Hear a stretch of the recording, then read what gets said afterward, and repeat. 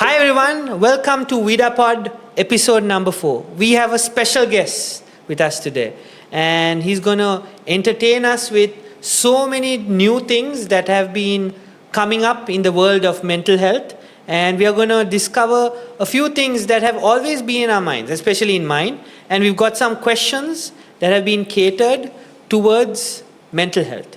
Who do we have? We have Dr. Kavinda. He is actually working at the NIMH, which is the National Institute of Mental Health, for the last 17 years as a medical officer in psychiatry. So, how are you, Dr. Kavinda? Hi, good evening. How are you doing? I'm good. I'm good. Okay, did you eat something? Did you have something to eat before coming here? No, but anyways, I'm all good now. Oh, good. Okay. Yeah. Did you have a coffee at least? I had a coffee. Because these guys are going to keep us waiting for a long time, and we're going to be asking a lot of questions. Sure, no problem. Right. Let's dive right into it. Right? All right. Yeah. My first question is, why do people in Sri Lanka have a reluctancy in approaching a person for mental health? Like, why is there a step back towards going to a doctor, going to a psychologist for issues with regards to mental health? So, interesting question, Burhan, actually speaking, because it's been a question that has always been, and I've been doing a few workshops, programs, even on TV, whatever it is. One of the questions that they always ask is, why does people not go to a psychiatrist or a psychologist or a counselor, right?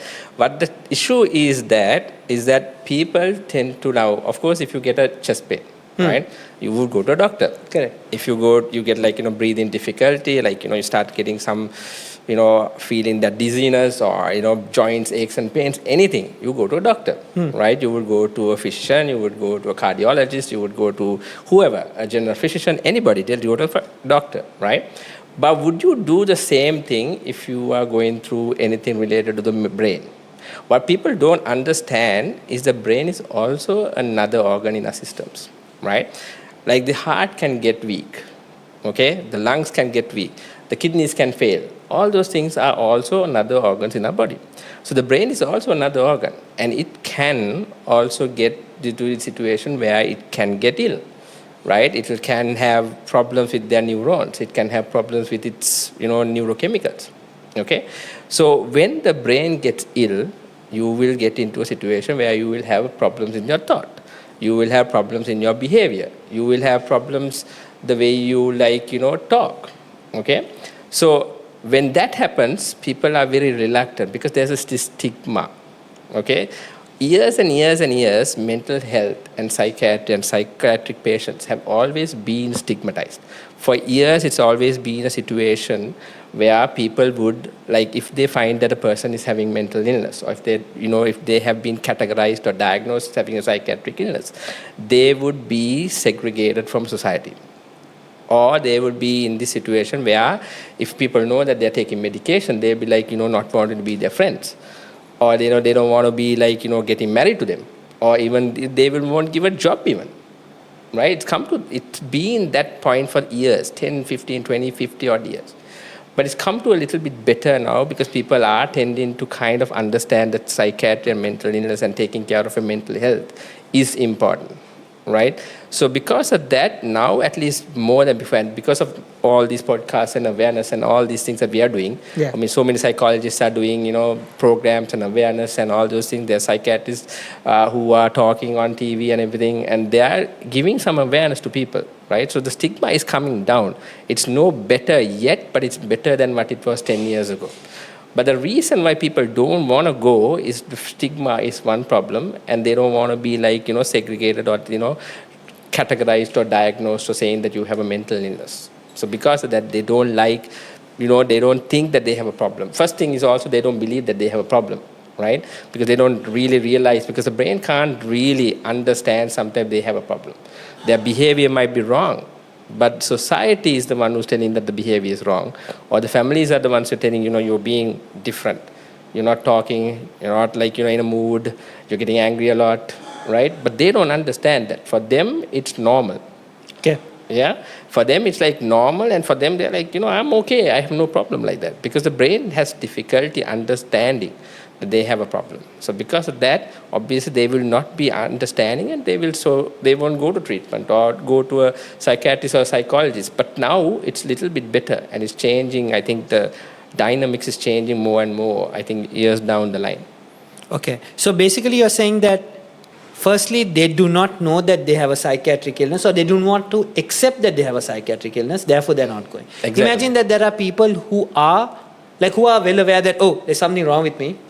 And for that, they're worried about what the society will feel for them, so therefore they're not going. So that is number 2. Yeah. And number 3 is, when they do get the help, they're worried that, later on that's going to come back at them, and people are always going to judge them. They lose friends, and they will have issues at their work. Exactly, yeah. And so it you're has saying happened. Statistically, you're saying it's improved. Correct. It has improved. So is there anything else that we can still do to break this stigma that is there? So I think we're doing as much as we possibly can, I think. Okay. I think it's all like, now, one of the things that are happening also now is the generational changes. Okay.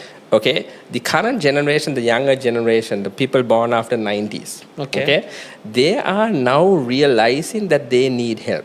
Okay, one of the biggest things that we see in my practice also is the fact that there's a lot of, there's this whole, trending topics that people talk about, anxiety and their depression and stress, and all those things are like trending topics. Those are things that people will ChatGPT themselves, and it's come to a point where people are self-diagnosing.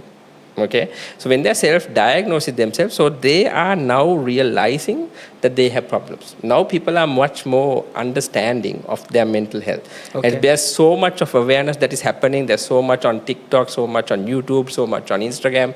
So much of people are talking. Every other psychologist or counselor or psychiatrist or whoever is having like a psychiatric page or whatever, or anything. Like an information page. Information page, right? And people are looking at it. And it's come to a point where social media is making a huge impact. Amazing. It's like making a huge impact. Used it right, and mental health will improve mental health and understanding of mental health in people, I believe, 10 times over, right? And that is what is happening. And the trend I see right now is that, because people are, and it's come to a point when everybody wants to know about themselves. And most of them are doing like diplomas in psychology, or certification programs in psychology, or just some counseling. Some of them are doing it just because they want to know about themselves. Okay, interesting. Very interesting. Because they want to know about themselves. They want to self-discover themselves. They want to understand their minds, right? At some other points, they want to they are interested in the field. They want to maybe, they're doing some other job, but they want to try something else, and they want to learn about the whole psychology and how people are behaving and what people are doing and what makes them tick. Okay. Right? So because of that, we are, I think, doing so much, and so many people it has made so much effect on people, and people are themselves trying to learn about themselves. So I think we don't really need to do much right now, but probably the more awareness that we continue doing, I think things would be better. So that's amazing. That means our awareness programs that we are doing is working, right? The social media platforms are doing the job. But my question is there a downside to this? Are we overdiagnosing by any chance? Probably we might be overdiagnosed also, right? When it comes to one of the things that are trending these days is ADHD.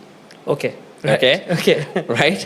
Because people are self-diagnosing ADHD, right? 10 years, 15 years down the line, ADHD was not a thing. Okay. It was a problem in kids. It was a problem with children. Okay. Eventually they grow out of it. You come to your teens, you come to your adulthood, you're basically not having ADHD. I believe we would have probably had ADHD too at one point. In Sinhala, if we can call it, Skiripanugaya, right? Yeah. Right? Those days, children were, they were people who were not studying. Right? They were distracted. They were playing. They were, we didn't have devices, obviously. So because of that, we were basically outside. We were doing things, right? We were always active, right? So studying was one of the things that people hated most, or kids hated the most, right? So now it's come to a point where now people are finding it difficult to focus, and people are finding it difficult to, like, do two tasks together, or they're distracted all the time. It's not always hyperactivity, it's inattention, right? So now what happens is, now there's so many self-help apps, right? There are so many questionnaires online. People are taking those questionnaires and they're looking at it and they're thinking, okay, so I may be having ADHD. Okay. Shall we pause for the people who actually are not aware of what ADHD is? Can you just tell them in a very short what is ADHD? Okay, so Because ADHD... I think the people who know will know, but the ones who don't, at least... True. But I'm sure most of the people who are going to be listening to this podcast, maybe hopefully, yeah, they would know what ADHD is, because it's kind of trending these days, right? So ADHD is attention deficit hyperactivity disorder. Yeah. Okay. Now, attention deficit is basically means that you have inattention. One of the key signs are inattention. The other sign would be you have hyperactivity. Okay, so those are together. Some people will have inattention only. Some people will have hyperactivity only. Some people will have it together. Okay. Now, it was a problem with maturity of the brain. The brain develops slower than the body itself, right? So you would have children those days who are dangai, right? Or who are like not staying in one place. Okay? Correct. So they are always all around. Till the age of 5, 6, that's kind of normal. Okay. Or by those days it was, till the age of 8, it was normal, right? Now the diagnosis has come a little down. Now people at 6 also, kids at 6 also, they would diagnose, because the earlier you diagnose ADHD, the better for the kid. Okay. Right? Now it's come to a point where the adult ADHD has become an issue. It's become a trending problem. People are finding it difficult to concentrate. People are finding, they are procrastinating. They are like, doing, they can't focus on something, and they're like running around and like, all these things. And then they would diagnose themselves. Okay. They will go online and say, put whatever symptoms, and they will say, okay, you have ADHD. Or now what they're doing is ChatGPT. Right? They will go to ChatGPT, tell all these things. I've had so many clients, right, who comes to me and they are like, doctor, I think I have ADHD. I'm like, how do you know? Right? So they're like, I sometimes ask them, I tell them, did you ChatGPT it? And then they're like, yeah, ChatGPT has become their friend. They're giving so much mental health advices, right? Some are good, some are really, it's good sometimes, but it can be really disastrous also. And there's been so many cases where people have committed suicide also because of that. So that's a very interesting point. So AI has somewhere down the line helped patients, but also what you're trying to say is it has also created problems where patients have committed suicide. Exactly. Now that's extremely dangerous. It is extremely dangerous. I mean, using AI the right way is going to be the key to all these things, right? Agreed. But the problem is people are overusing it too much. They're using it to everything. There's, memes and crazy TikTok videos of people, having conversation. Before the conversation, they answer another person. I don't know if you've seen it. Before they answer another person, they'll be talking to ChatGPT. Okay, my wife said this. So what do I respond? How do I respond? Right? So that kind of thing that's crazy. So that's showing people are that, they're going into next level when they're using AI, right? So the thing is that what we are trying to do is that now people are trying to self-diagnose themselves, and because they self-diagnose it, most of them come to psychiatrists and psychologists and with their own diagnosis, I have these traits, and I believe all these things, so I think I have these things. I had a client who came and said, listen, doctor, I have ADHD, please give me ADHD medication. Oh, okay. What did you do? So I'm like, how do you know? So then he's like, I did all these things, I did a test and all those things, and, I think I have ADHD, right? So, and then I said, okay, fine, let me ask you a few questions. And I asked him these questions for me to clinically diagnose him having ADHD, ICD-10 diagnosis or DSM-5 diagnosis or whatever, right? Eventually, it's like, eventually he does have traits of ADHD. It doesn't mean that he needs to be on treatment. But for him, he feels that he needs it because he feels that it will help him be more productive, more able to study, more able to do his work and stuff, right? So eventually, I gave him the meds, right? And eventually 2 weeks, 3 weeks down the line, he came up and said, yeah, I feel much better and it's really is helping me. So, so it is good to self-diagnose, but it's always good to go have a second opinion or at least go to the doctor or the psychiatrist or the psychologist and actually get a proper assessment. I'm really happy that at least he came to you Yeah. and told you. There are some people who diagnose themselves and go to the pharmacy and take the medications. True. So the thing is this: we don't have, what the problem is that our pharmacies, right, are not really regulated as such, Yeah. right? And there are enough or more people who know friends who are in pharmacies, Okay, right. So what they do is, they go to the pharmacy and say like, I want these medication, or they show like an old prescription of like 5, 6, 10 years ago, and they're like, I'm still taking this. I haven't been able to go to this, that, and all this, or to clinic or whatever. And then they basically say, okay, fine, you're my Alua, fine, okay, I will give you the medication, and they do that. It's come to a point, like, now, one of the things, Burhan, I'll tell you is that ADHD medication, Ritalin, okay, methylphenidate, okay. Now it's such that so many times people are finding it difficult to buy it because always goes out of stock. Oh, I didn't know this. Okay. Okay, in the sense that, so it is a red drug. In the sense, it's a very difficult drug it's a dangerous drug because it has a addictive property. It's a stimulant, obviously. So because of that, it becomes, people get hooked on it. Okay, so there are people now self-diagnosing themselves, or they basically will go and tell that I need Ritalin, right? And somehow or the other they take Ritalin, okay? And Ritalin has to be it's a controlled medication. Okay. You don't have a lot in the market. Okay. Okay. So the pharmaceutical company who brings it now there is so many people we are putting them on, because I get a lot of people who are thinking they have ADHD. Most of them do have ADHD because it's become a problem now. I believe that though we think it is that we shouldn't be over-diagnosing it, I believe that probably they do have that problem also, because I think the brain these days is because it's from small age it's been stimulated a lot with mobile phones and screens and all those things, right? Yeah. So our brains are overstimulated anyways. Okay. So because of that, the younger generation, the people born after 90s, the 20s, the 90s, the 15, 18-year-olds, right? They are anyway stimulated. Okay. So their dopamine fix and their dopamine need is anyway there. Okay. So because of that, they have inattention. So if you really think about it, I think overall, it's becoming a problem. And adult ADHD is kind of trending. It's going to be a problem in the coming years to come.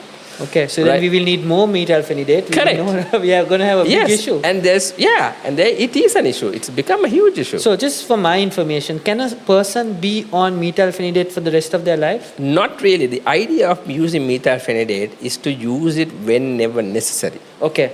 Right? And is there a time like in a sense a time lag that you can take it this amount of times a day, or is there or you can take it whenever you want? No. It is supposed to be you can once in the morning and 6 hours after. Okay. So it's like twice a day. Okay. Right? Usually what we're telling you, we don't tell them to take it in the night because it's a stimulant. You can't go to sleep. Exactly. Okay. So it's like you give a dose in the morning, you give a dose in the evening, and that's the time that people are productive, because kids who are studying, people who have work, people who have work after work, or whatever it is, right? So the thing is, it is supposed to be used only during the time that they really, really need it.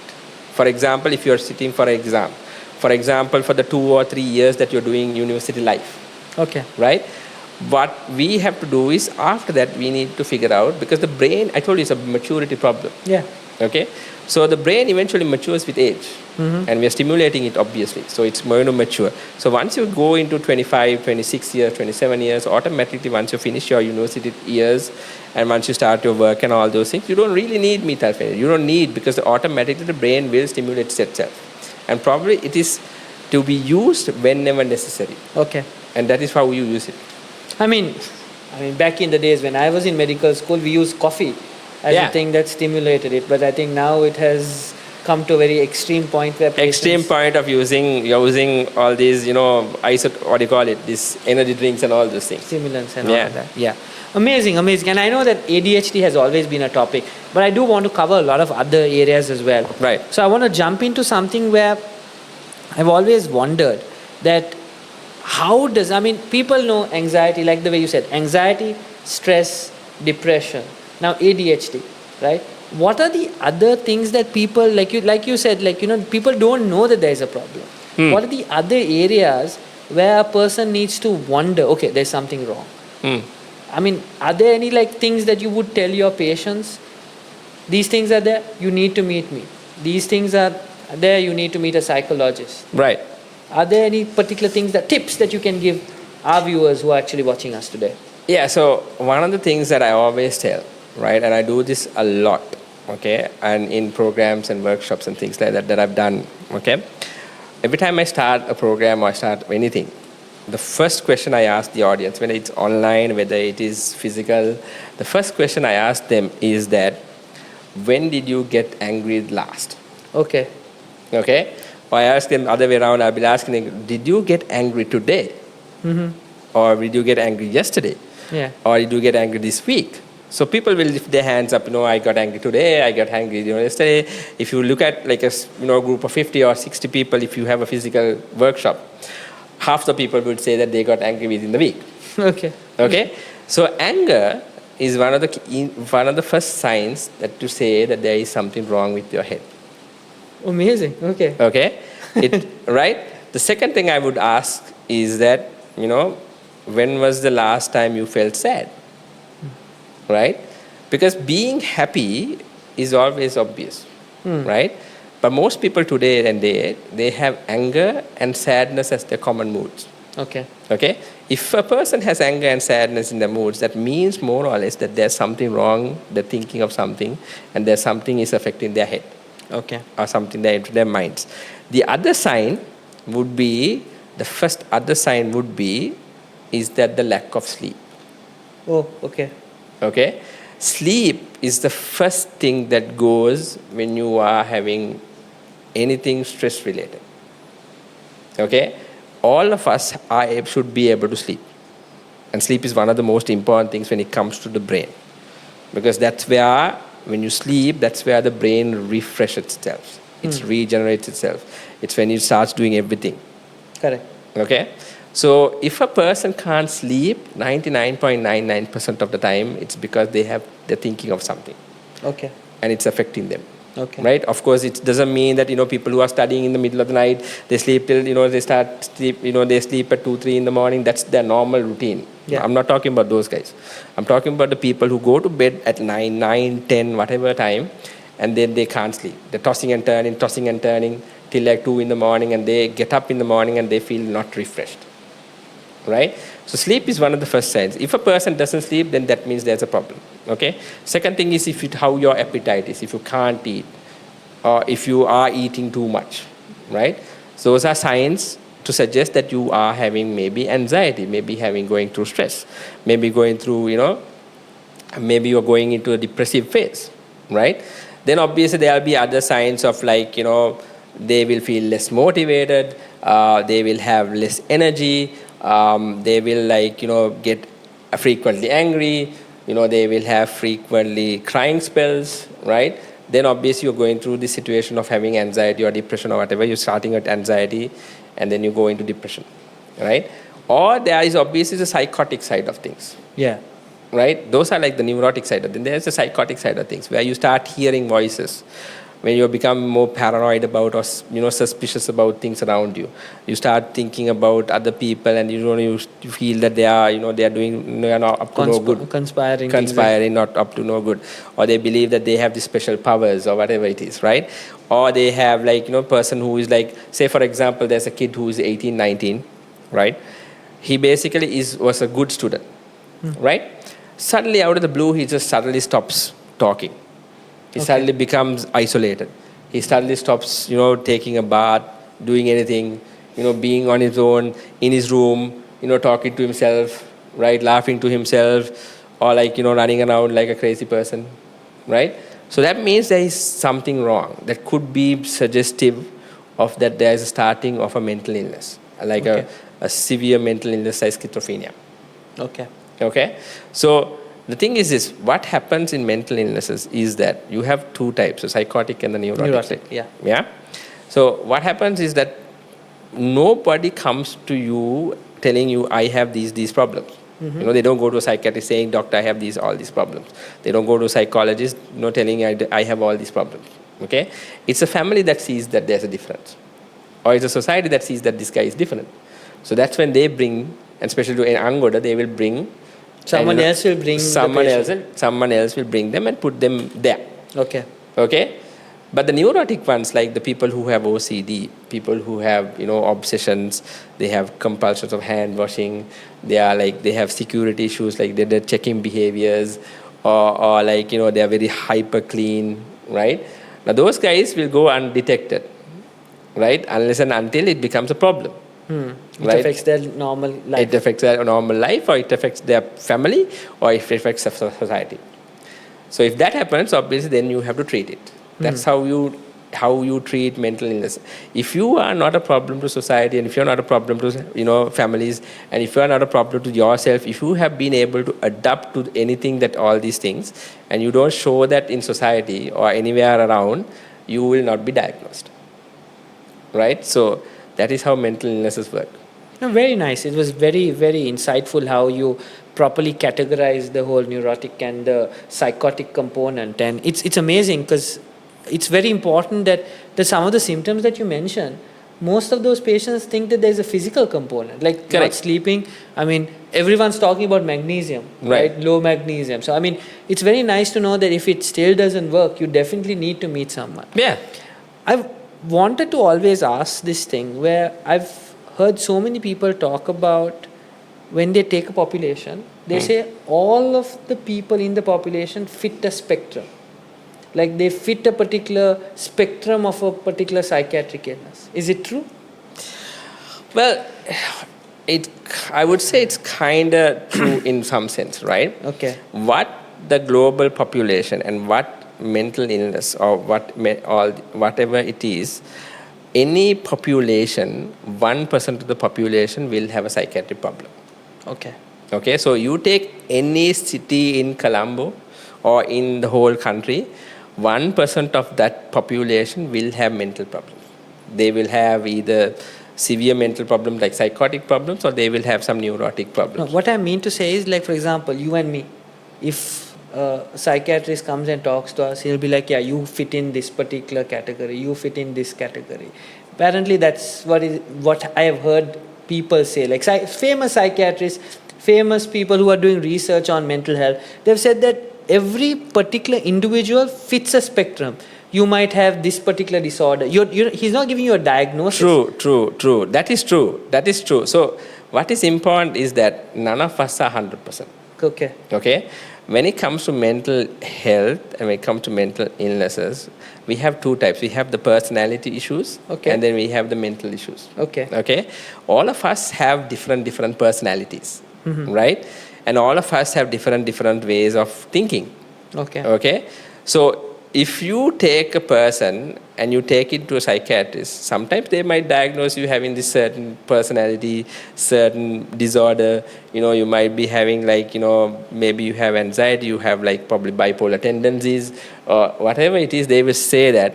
But I told you again, as long as you are in society not causing any problems, right, then nobody's going to diagnose you. But if you take, for example, see, you have a guy, okay, who's a rich chap, right, who's a multimillionaire.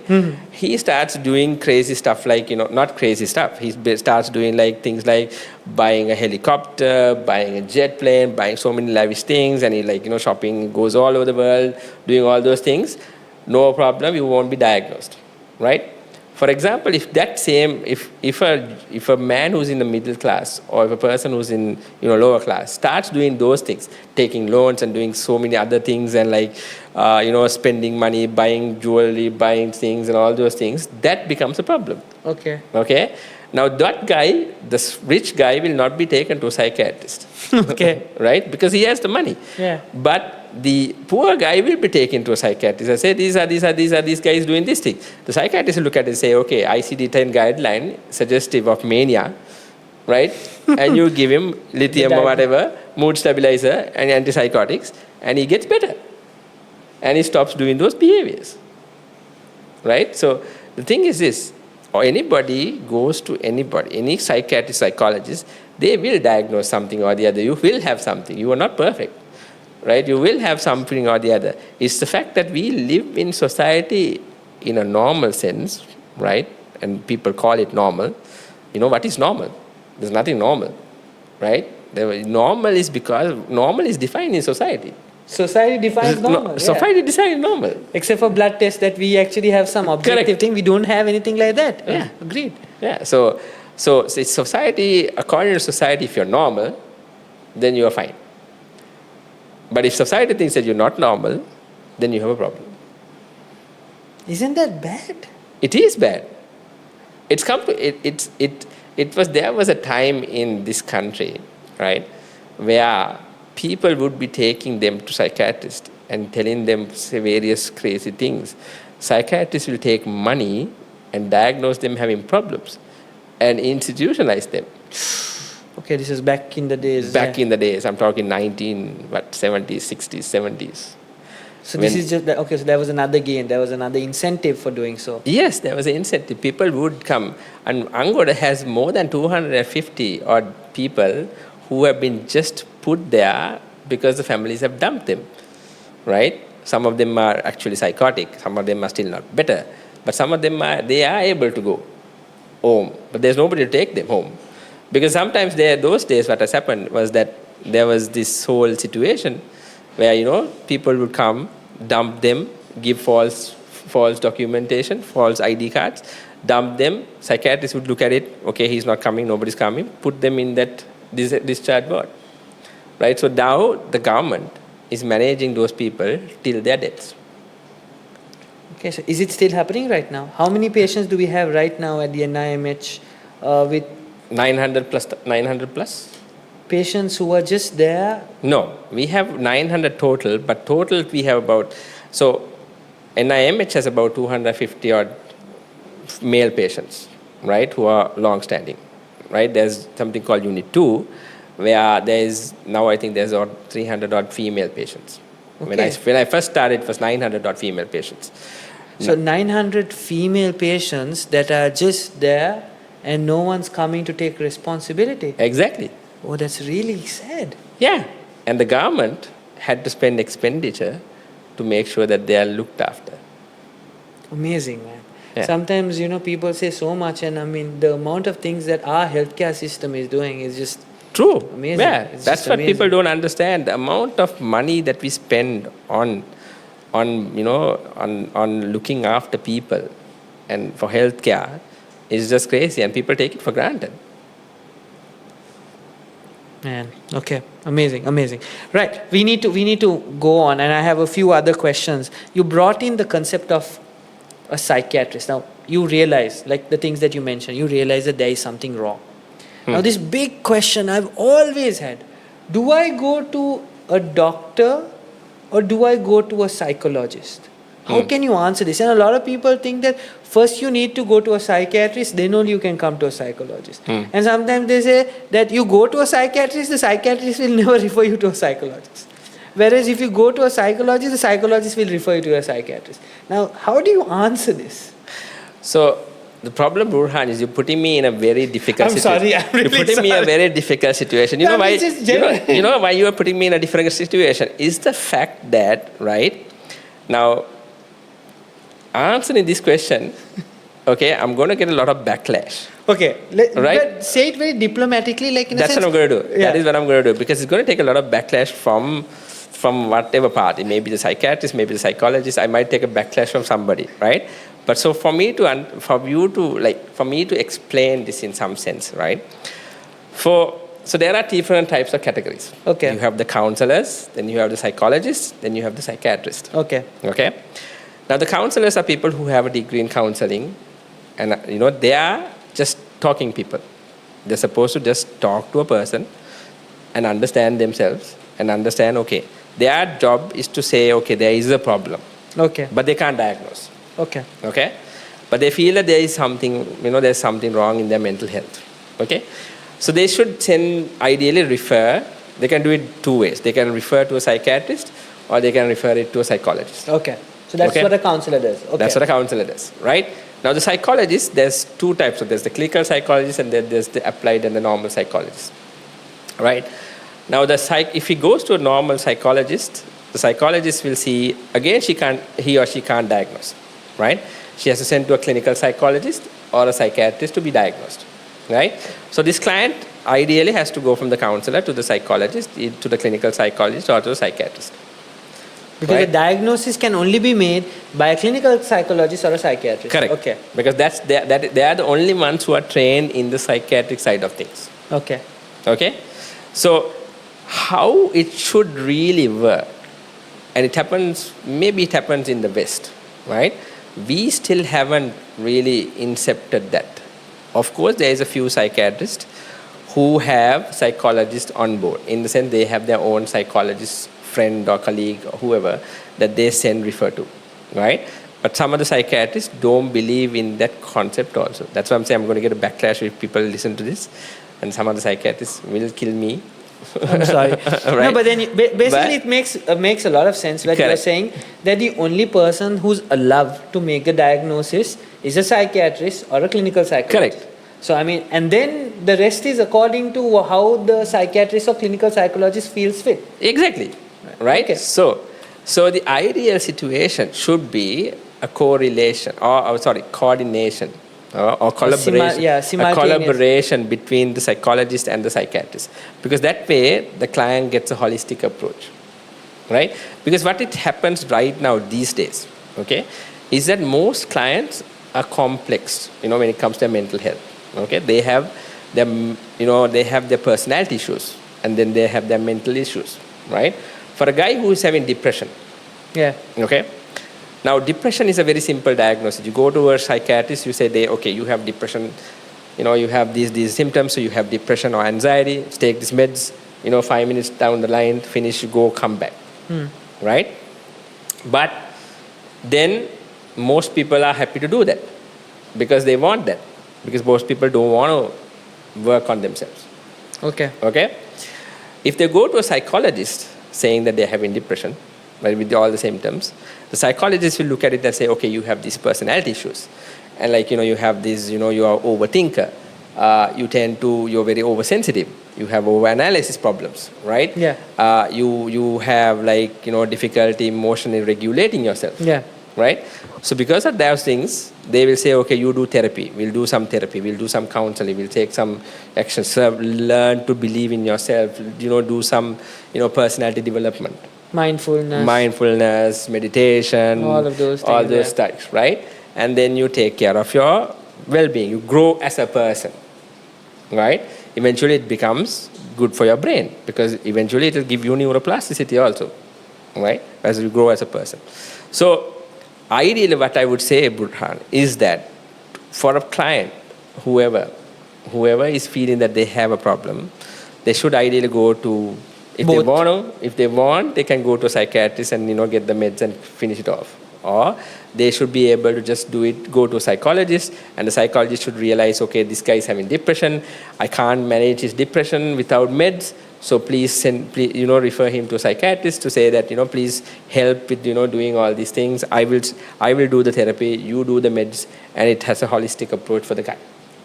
Yeah. So I mean, you brought in a very important thing about meds, right? And a lot of patients choose clinical psychologists because they know that they are not allowed to prescribe, because they don't want medication. Yeah. And they think the psychiatrist is just going to give you meds. He's not going to listen to you. He's not going to even do an assessment. He takes 2 minutes to assess. Yeah. I mean, is that enough? I mean, that's a question that a lot of people have. But I mean, there are lots of psychiatrists who do take a lot of time. Yes, they do. And the younger generation of psychiatrists, they take a lot of time. And they the thing is most of them are now, they're reducing their numbers, right? They have a certain amount of numbers that they take. Okay. Because they can't take more than that. Because you don't give a proper, This is not like treating a cough or a cold. Correct. This is very complex. I mean, no disrespect for this, all the psychiatrists, but then, it's come to a point where there's so much patients wanting support. There's so much mental health problems that they are, most of the psychiatrists are full now. They are limited. Some people have, they have to wait for 3 months to get an appointment. That's right? bad. That's really bad. That's really bad, because they're limiting themselves, they're limiting the number of patients that they see, which is good. Because obviously we want quality of care. Correct, exactly, right? And the thing is this, most people don't like the fact that they go to it, spend 5 minutes, they don't get to talk about it. or the parents take them, give their problems to the kids, not even listen to, the kid doesn't have a say in it, right? They don't talk, they are not talking. The parents come and say, okay, this guy is doing these problems, right?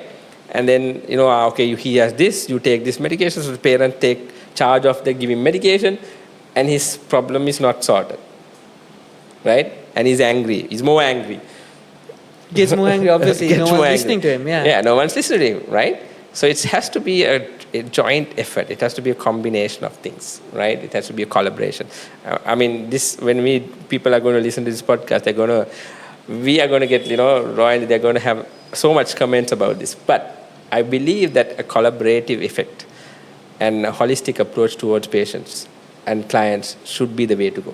No, so you're talking about awareness, and I mean, I understand the value of a psychiatrist. I really understand. I feel it's very, very important. It is. And what you're saying is it has to be a combined effort. Correct. Right? And also, I feel like there's so many patients out there, right? And how many people are thinking about different things, and they're thinking there's something wrong, and therefore they're asking for that help.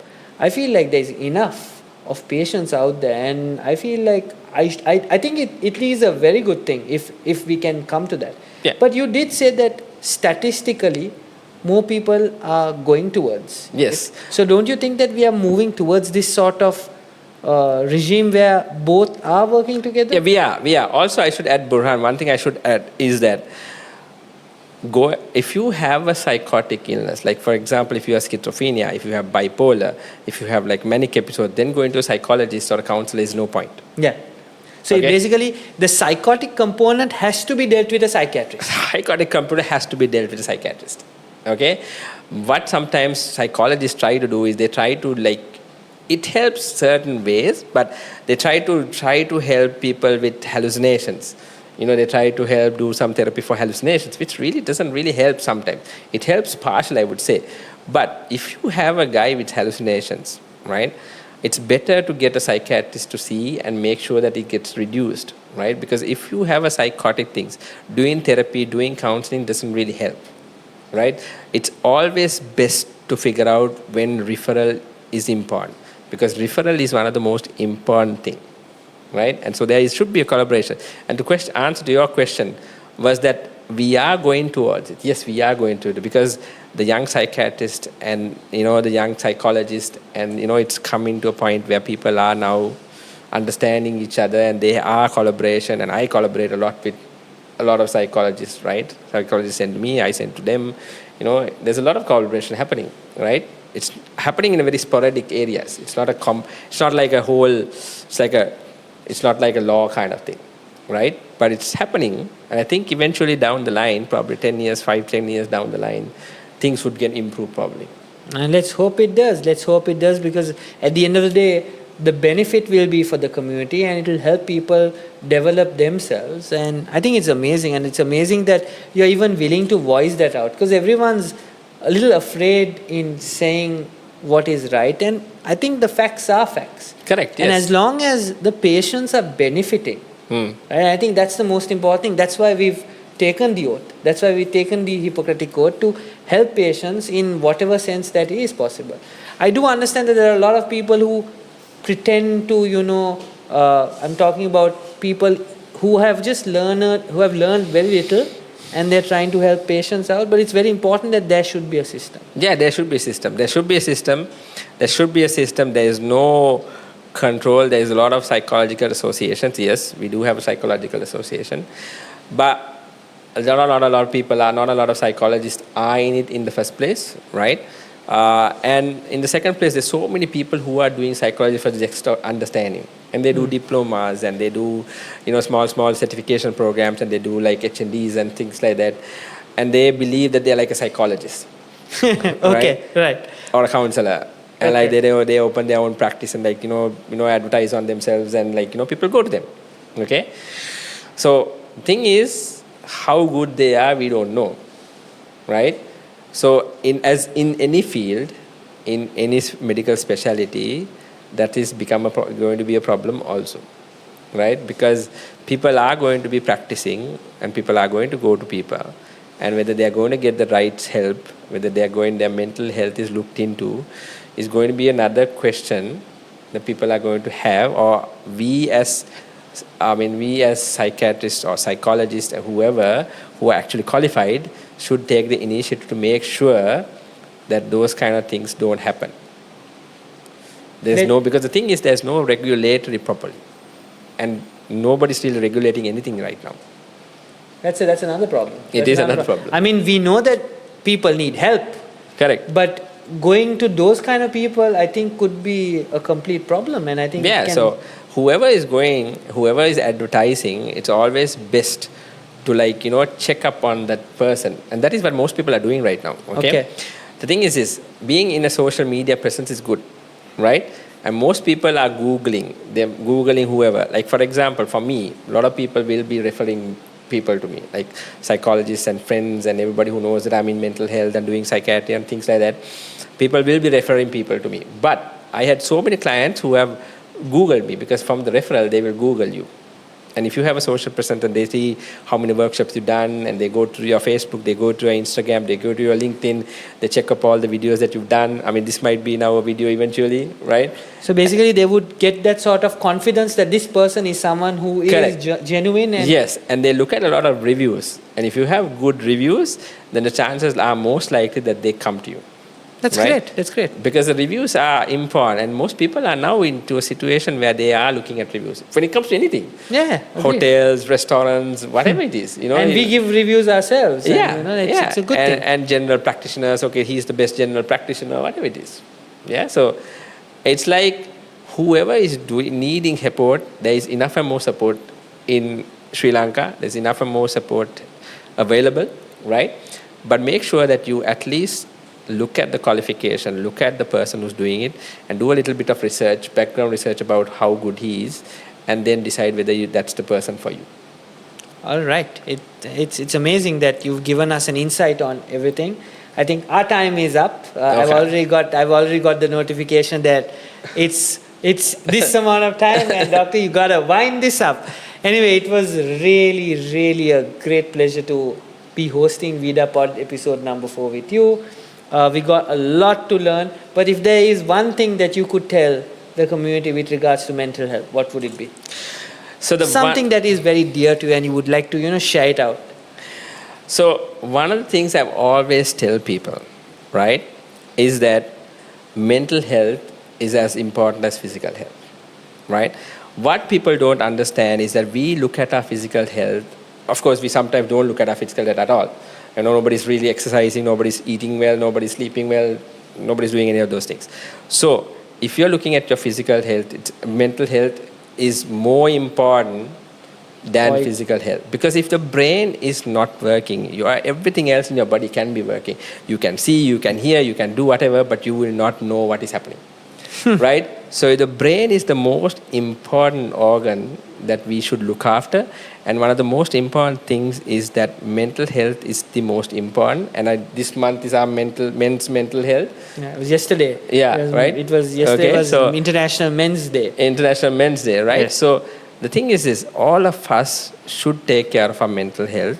And if we feel that there is stress or anxiety, or if you have sleeping issues, if you have anger issues, if you feel that there is something wrong with you, if you yourself feel that there is something wrong, always go get an opinion, and don't stigmatize yourself and thinking, okay, this is not for me.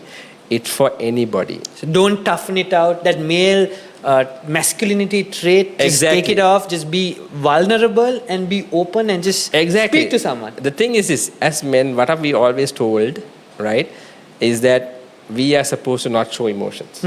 Right? We're supposed to be very hard. We're supposed to deal with our problems on our own. Yeah. Okay? But that's not what is happening right now, because men are also, they are susceptible to anxiety. They're susceptible to feeling sad.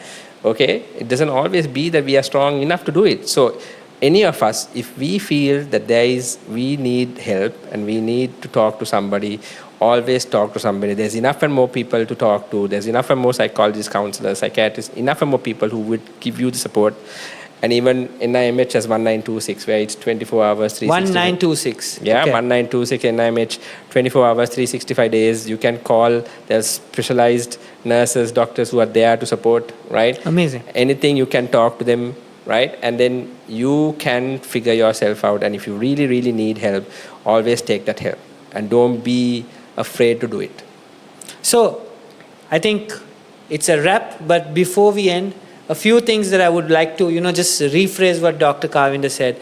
It's okay, firstly, not to be okay, I think. And secondly, don't second guess yourself, just ask for help. Help is available. Like he said, 1926 is a free service from the NIMH. You could call them up anytime, whenever you feel anxious, you feel low, you're absolutely allowed to just give them a call. There are professionals on the other side, they would help you out. So it was very nice. I would have loved to touch on the other things like relationship, things like that are really common right now. Correct. But as we do not have time, maybe in the future episodes we can actually catch up on all those particular questions. Correct, because I'm getting Google eyes from the other side saying that you really need to stop this right now. Right. I'm sure these guys are going to cut it off. But it was a pleasure for being a part of Vida Pod episode number 4. Yeah. And I hope we can get you back again soon and we can touch up on specific topics. I know we've catched up on ADHD, we've catched up on the whole aspect of mental health. Yeah. And I think it's great that we've created the foundation. Correct. And then actually we can take it from there. Sure. And thank you for having me also. And that's a wrap, I guess. Yeah.